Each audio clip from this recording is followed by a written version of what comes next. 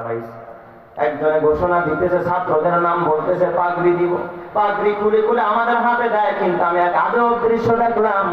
আমরা তো মোটামুটি পাগড়ি ছাত্রদেরকে যে পাগড়ি গুলো দেয় 7 হাত 6 হাত, কিন্তু ওরা একটু ব্যতিক্রম, 13 হাত লম্বা পাগড়ি দেয়, অনেক লম্বা বড় বড় একটা পাগড়ি। 2 ভাঁজ করে পাগড়িগুলো যখন মাথার মধ্যে আমরা পড়াইতেছিলাম, প্রথম নামটা ঘোষণা করলো, ছেলেটার নাম বললো হাফেজ মুয়াজ। হাফেজ মুয়াজ নাম বলার পর শুধু পাগড়ি আসতেছে। ওই এলাকার ভিতরে যারা দায়িত্বশীল, আশেপাশের মসজিদ মাদ্রাসার আলেম ওলামারা, ওনারাও লাইনে দাঁড়াইছে, সবাই পাগড়ি হাতাইতেছে। আমি বলতেছি মুয়াজ কোথায়? কয় না হুজুর, মুয়াজ তো রহমতুল্লাহ আলাইহি, কয় মুয়াজ তো ইন্তেকাল করছে, হাফেজে কোরআন। তাহলে আমি বললাম ওর পাগড়ি তার মানে হুজুর হক পাগড়িটা সবাই একটু হাতায়া দেন, ওর পাগড়িটা ওর আম্মা ভিতর থেকে গ্রহণ করবে। সুবহানাল্লাহ। হাফেজ মুয়াজ দুনিয়াতে না, ইন্তেকাল করছে, ওর পাগড়িটা ওর মা গ্রহণ করবে। কথাটা আমার দিলের মধ্যে ঢুকে গেল। কি বলেন? সন্তান দুনিয়াতে নাই, হাফেজে কোরআন হয়ে গেছে, আজকে তার মা পাগড়ি নিয়ে পর্দার আড়াল থেকে। এই জন্য আমাদের হাত দিয়া পাগড়িটা একটু হাত দিয়া সবাই ধরে ধরে বরকতের জন্য একটু নাড়াচাড়া করে পাগড়িটা প্যাকেট করে এক ছোট্ট বাচ্চা দিয়ে ওর মায়ের কাছে পাঠিয়ে দেওয়া হয়েছে।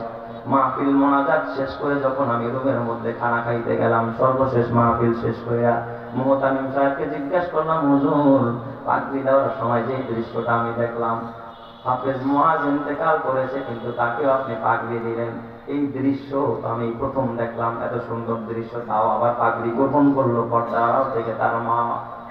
কথাটা বলতে দেরি মুহতামিম সাহেব হাওমাও করে কান্দতে দেরি নাই। একজন মাদ্রাসার শিক্ষক, মাদ্রাসার মুহতামিম তার ছাত্রের জন্য, সন্তানের জন্য মানুষ এইভাবে কাঁদে না। মুহতামিম সাহেবকে সত্যি আমি ওইভাবে দেখে কান্না করতেছি। পাশে থেকে আরেকজন কাঁদে। বললাম আপনি কে? ভাই উনি আমাদের বড় হাফেজ সাহেব। আমি বললাম হাফেজ সাহেব কাঁদেন কেন? মুহতামিম সাহেব কাঁদেন কেন বলেন? মুহতামিম সাহেব আমার ডাক দেখা, ওস্তাদ আপনি তো জানেন না, আমাদের এই মাদ্রাসার সবচেয়ে বড় বরকত ছিল এই মুয়াজ, ছোট্ট মুয়াজ, হাফেজ মুয়াজ। বরকতটাই আমাদের থেকে বিদায় নিয়ে চলে গেল। আমি বললাম এমন কি বরকত মুয়াজের মধ্যে, আপনারা এমন কি বরকত পাইলেন? আর ছেলেটা হাফেজ হয়েছে মাত্র, এইভাবে কেন ইন্তেকাল করলো? আমার একটু মৃত্যুর ঘটনাটা আমাকে একটু বলে বলেন। মুহতামিম সাহেব আমার বিবরণ দেয়। মুহতামিম সাহেব আমার ডাক দিয়া কয়, হুজুর ছেলেটা মাত্র 18 মাসে হাফেজে কোরআন হয়েছে, 1.5 বছরে। সুবহানাল্লাহ বলে কোন সবাই খুব মেধাবী। এ বাবা প্রাপ্তবয়স্ক হওয়ার আগে, বালেগ হওয়ার আগে আগে মুয়াজ হাফেজে কোরআন হয়ে গেছে মাত্র 1.5 বছরে, 18 মাসে। কয় হুজুর এরপরে ইবতেদাইয়া, আমাদের এখানে ইবতেদাইয়া বিভাগের পরীক্ষায় অংশগ্রহণ করছে। পুরো বাংলাদেশের মধ্যে মুয়াজ সিরিয়ালে গেছে। শুধু সিরিয়ালে গেছে তা না, মিজান জামাতেও। হুজুর আমার পুরো মাদ্রাসায় মুয়াজ 1 নম্বরের ছাত্র। মুয়াজের মধ্যে এত ভদ্র, এত সভ্য, এত সুন্দর আমলদার সন্তান দ্বিতীয়টা আমার এই পুরো মাদ্রাসার ভিতরে, থানার ভিতরে নাই। এই কথাগুলো বলেন আর হাফেজ সাহেব কাঁদেন। আমার দিলটার ভিতরে নাড়া লাগতেছে। হালকা করে খানা খাচ্ছিলাম, এক পর্যায়ে আমি খানাটাও কেমন যেন বন্ধ হয়ে যায়। হঠাৎ মুহতামিম সাহেব উঠে দেখি পাশে একটা ডেস্ক আছে, ডেস্কটা খুললেন। হঠাৎ মুহতামিম সাহেব দেখি ডেস্ক থেকে কি যেন একটা বের করে আনলেন। হুজুর খান আর দেখেন এই যে একটা চিঠি। আমি বললাম কার চিঠি? এই যে দেখেন নিচে লেখা আছে মুয়াজের মা। মুয়াজের মা এই মাহফিলে পাগড়ি দেওয়ার আগে এই চিঠিটা আমি মুহতামিম বরাবর প্রেরণ করেছি। আমি তার মুয়াজের মায়ের এই চিঠিটা পড়তেছি না, ছোট্ট মুয়াজ হাফেজে কোরআন, মুয়াজের মায়ের চিঠি পড়তেছি না। কিসের খাতা? চোখ দিয়ে আওয়াজে আমার পানির ফোঁটা গড়াইতেছিল। মুয়াজের মা তার ভাষা, অল্প কথার ভিতরে কিভাবে তিনি যে ব্যক্ত করেছেন, মুয়াজের মা বুঝাইতে চায়, হুজুর মুহতামিম সাহেব আমার মাফ করে দিল। মনে বড় স্বপ্ন ছিল হাফেজে কোরআনের মা হয়ে খোদার জান্নাতে যাব, আমার কাছে আমার জানাজা পড়বে। আমার ছেলে যেইভাবে বিদায় নিয়ে যাবে আমি মা বুঝতে পারি না। হুজুর আমার মুয়াজের জন্য দোয়া করবেন। কিন্তু আমার মুয়াজ, আমার ঘরে একটা ছেলে আর মেয়ে, অল্প বয়সেই এই ছেলে মেয়েদের জন্মের পর ওর বাবা মারা যায়। আমি মা অসহায়, 2টা সন্তান নিয়ে, 2টা সন্তানকে বুকে নিয়ে আমি মা এই পর্যন্ত বেঁচে আছি। দ্বিতীয় কোনো স্বামী আর সংসার গ্রহণ করি নাই। আমার ছোট্ট মুয়াজের এত আমল, আমার ছোট্ট মুয়াজ। হুজুর আমার এই ছোট্ট মুয়াজ যখন বাসায় আসতো, ঘরের ভিতরে শুরুর দিকে একটা টেলিভিশন ছিল। আমার মুয়াজ বলে আম্মু ঘরে যদি টেলিভিশন চালাও আমি আর জীবনে বাসায় আসবো না। কসম আল্লাহ, হুজুর আমি ওই টেলিভিশনটাকে ফেলে দিয়েছি। চিঠিতে তিনি লিখেছে, আমার মুআজ নামক আমার মুআজ বাসা আসতে চাইতো না।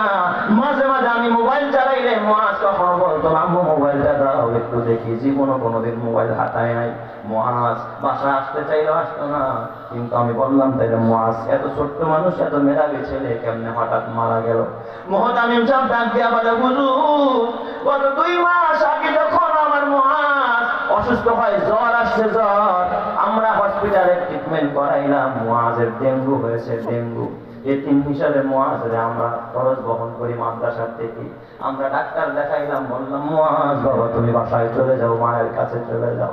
মুআজ আমাদেরকে ডাক দিয়া, উস্তাদ আমি মরে যাই তো মাদ্রাসায় মরবো, বাসায় পাঠায় না। কেন? বাসায় গেলে জামাতের সাথে নামাজ পড়তে পারি না, বাসায় গেলে অনেক সময় ফজরের নামাজ আরাম পাই না, আমারে বাসায় দিয়েন না, আমি মাদ্রাসায় থাকবো, আমি কষ্ট করব, জামাতের সাথে নামাজ পড়বো।